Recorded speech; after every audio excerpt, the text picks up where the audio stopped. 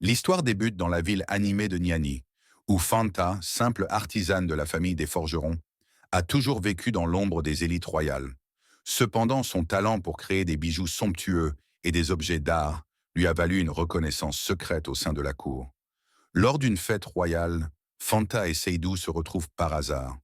Un regard furtif, une conversation échangée au détour d'un couloir, et leur cœur bat déjà à l'unisson. Leur amitié naissante se transforme rapidement en un amour secret. Mais cet amour est une menace.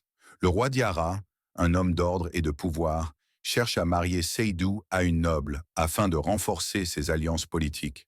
Quand il découvre que son fils entretient une relation avec une simple artisane, il est furieux.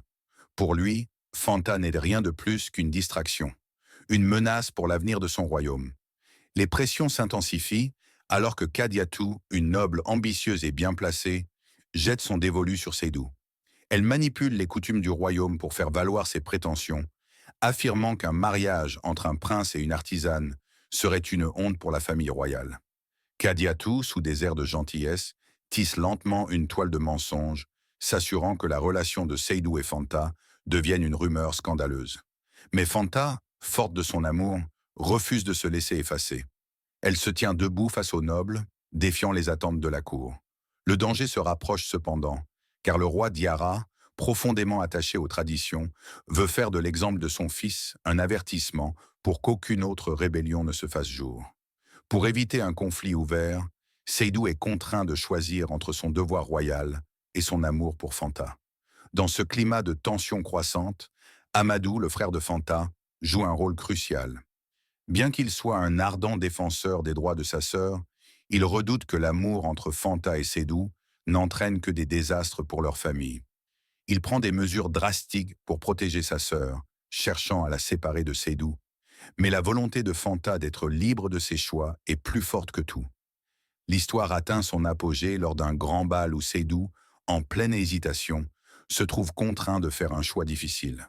La noblesse est prête à tout pour briser leur amour.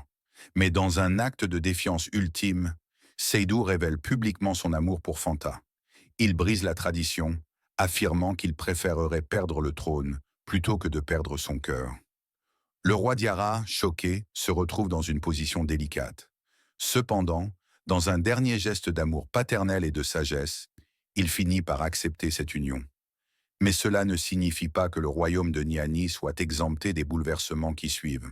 Des alliés royaux se retournent contre lui et des complots politiques viennent tester la solidité du royaume et de l'amour de Seydou et Fanta.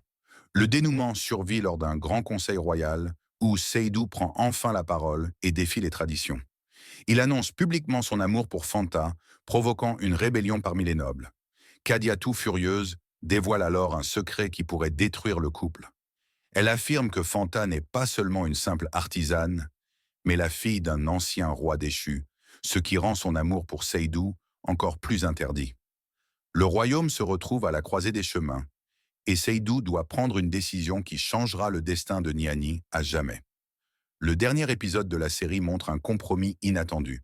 Fanta, après avoir sacrifié sa place au palais, décide de fonder une école pour enseigner les arts aux jeunes du royaume, tout en continuant à soutenir Seydou dans son rôle de dirigeant, mais sans le poids des traditions. Leur amour, bien qu'éprouvé, persiste au-delà des frontières de la politique, et ils deviennent une légende vivante du royaume de Niani. Si cette histoire vous a touché, n'oubliez pas d'aimer, de partager et de vous abonner pour découvrir encore plus de récits passionnants sur nos réseaux sociaux.